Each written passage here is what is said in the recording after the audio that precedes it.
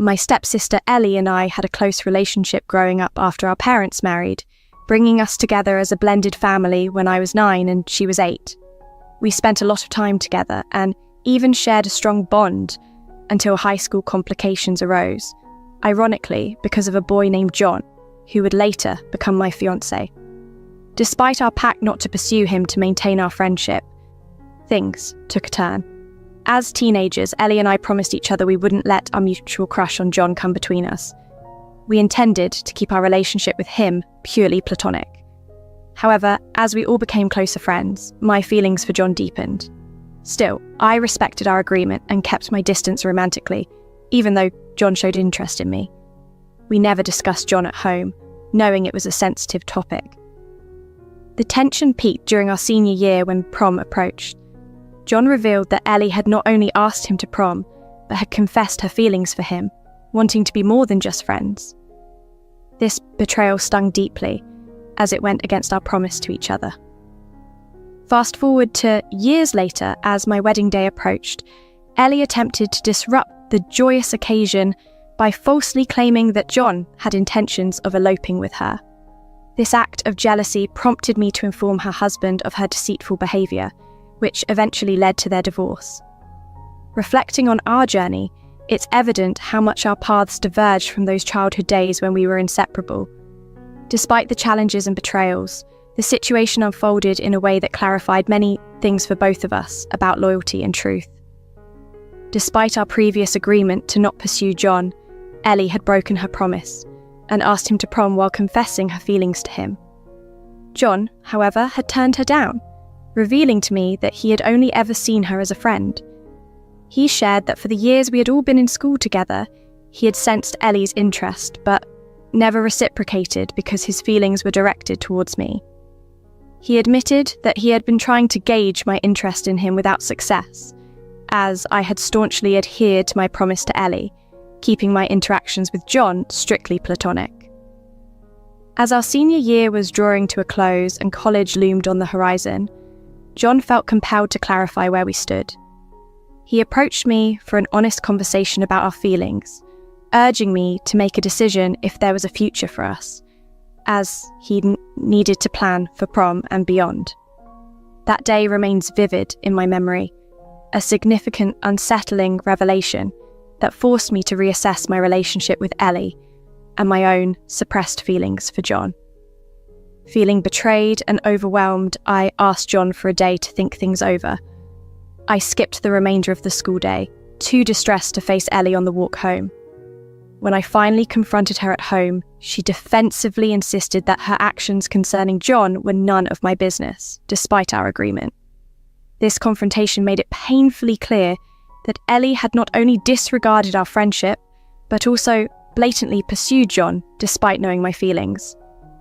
This realization hit hard. I had always prioritized her feelings over mine, even to the extent of ignoring John's advances. But her dismissive attitude during our argument showed a lack of respect for the bond I thought we had. It was a painful but clarifying moment, realizing she valued a potential relationship with John over our long-standing friendship. The following day, after much reflection, I decided to pursue a relationship with John. I explained everything to him: the broken promises, the confrontation with Ellie, and how it all unfolded. He was incredibly understanding and supportive, ready to wait as I navigated these emotional revelations. This marked a new beginning for us, based on mutual respect and honesty, contrasting sharply with the deceit that had clouded my relationship with Ellie. Although it took me a while to reconcile my feelings, I ultimately confessed to John that I was in love with him. We started dating immediately, marking the beginning of a beautiful 7-year journey together. As for Ellie, the fallout from our argument led to a significant shift in our relationship. She moved into the basement of our shared home to create distance between us, and we ceased communicating altogether. This change was challenging for me, given our history and close quarters, but it was necessary. Our parents occasionally inquired about the rift between us, but neither Ellie nor I divulged any details. We simply drifted apart. As time passed, John and I attended the same college, while Ellie chose a school across the country. Our paths only crossed during holiday gatherings, making the separation easier to manage. After college, as we all began our careers, the intense emotions surrounding our high school conflict started to feel trivial, like a distant teenage drama. At family events, Ellie and I managed polite exchanges and small talk, maintaining a semblance of civility. Then, last year, Ellie announced her engagement to her college boyfriend. Our interactions were cordial.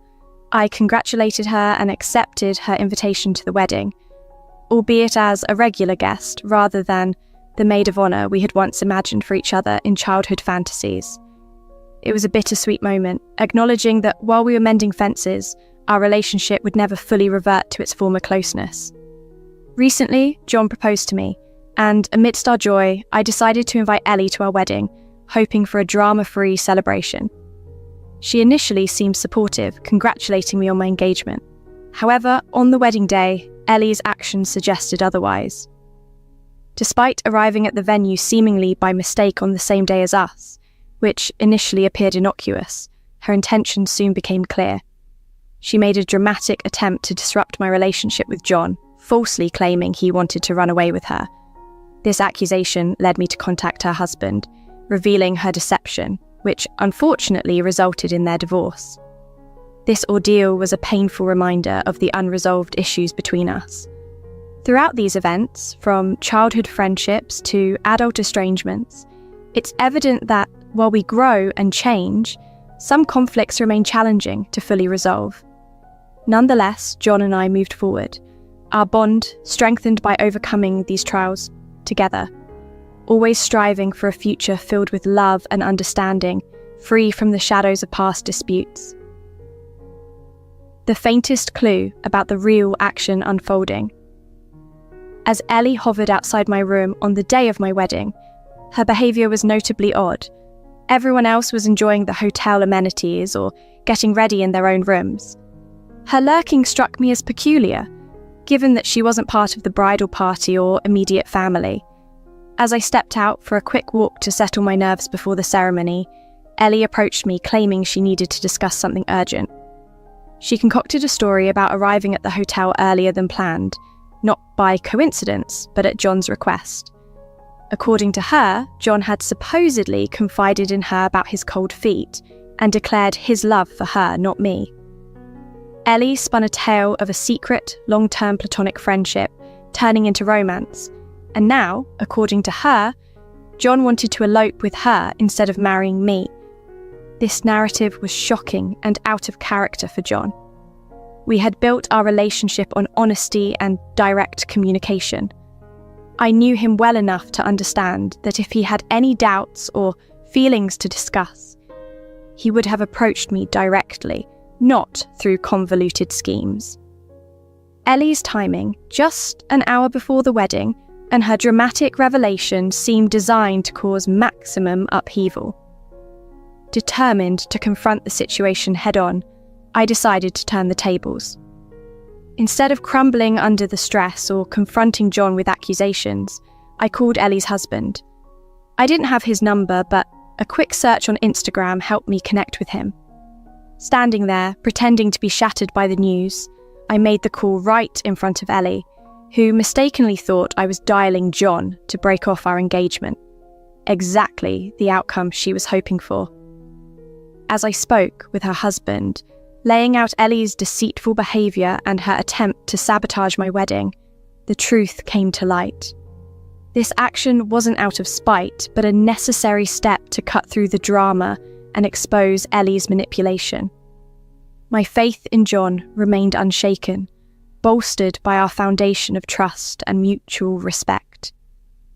The wedding proceeded without further incident, and the reality of Ellie's actions led to a significant fallout in her own life, confirming that her intent all along was to disrupt rather than protect.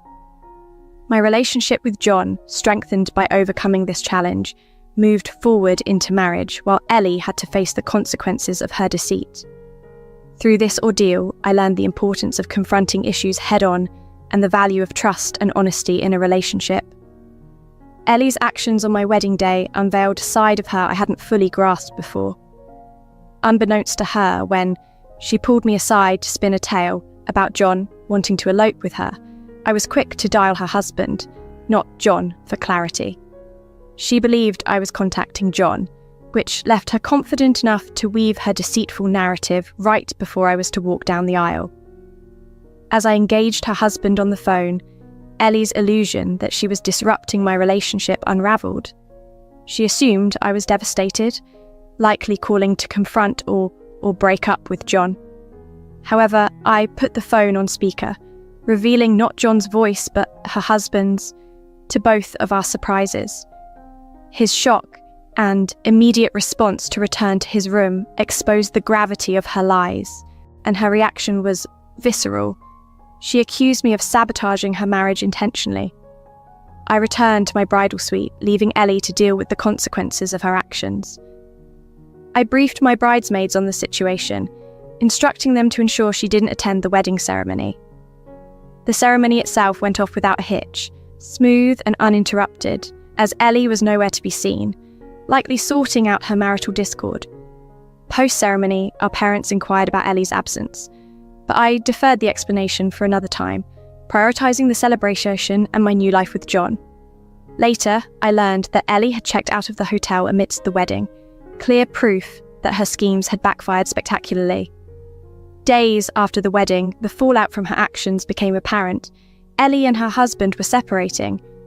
Her husband, fed up with her ongoing obsession with John, an infatuation she seemingly fueled among her friends, decided he couldn't overlook her emotional betrayal any longer. This decision wasn't just about a disrupted wedding day. It was a culmination of unresolved feelings and deceit. Despite the clarity of her self-sabotage, my parents and some friends sided with Ellie, holding me responsible for the dissolution of her marriage. They argued that by involving her husband, I had crossed a line, suggesting that I owed her an apology for exposing her actions. This stance baffled me and John alike, as all I had done was defend my impending marriage by revealing the truth, a move any partner might consider in the face of such betrayal. The insistence from some family and friends that I apologise for Ellie's own undoing has been troubling, leaving me to ponder the complexities of loyalty and the boundaries of self-defence within familial relationships. John stands by me, understanding that my actions, though drastic, were a necessary defence against a potentially ruinous lie. As we navigate these accusations and the aftermath of Ellie's actions, it's clear that understanding and reconciliation may require more than just clearing up misunderstandings. It may require confronting deeper family dynamics and expectations. After Ellie tried to sabotage my wedding by falsely accusing my now husband John of wanting to elope with her, the fallout was significant. Initially, I felt isolated as some of my family and friends sided with her, pushing me towards an apology I knew I didn't owe. It became clear that the only way to avoid further stress and blame was to distance myself from those who couldn't see the situation for what it was. If staying connected meant constant blame and feeling terrible, then it wasn't worth it. My parents stopped speaking to me because I refused to apologise to Ellie, and now, by their own logic, they have their wish as I'm not speaking to them either. As for my friends, if they choose to side with Ellie, then it's clear they were never truly there for me. It's a harsh reality, but one I'm ready to accept as I focus on building my life with John. John and I are currently on our honeymoon, and it's been a blissful escape from the drama. Not talking to my friends hasn't been as painful as I expected, probably because our connections were not as deep as I once thought. However, the strain with my parents is more challenging. I miss the casual, loving chats we used to have.